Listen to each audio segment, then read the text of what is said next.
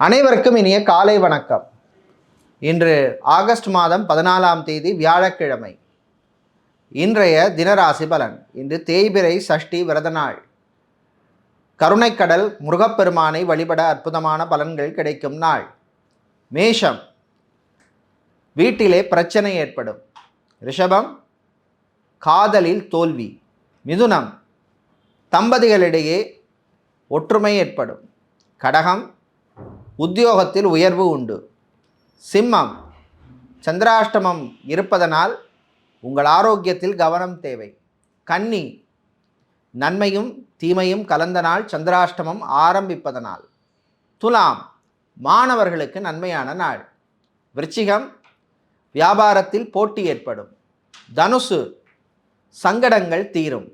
மகரம், பயணங்களின் பொழுது கவனம் தேவை. கும்பம், வெளிநாட்டு முயற்சி முன்னேற்றத்தை தரும். மீனம், கலைஞர்களுக்கு பணவரவு உண்டு.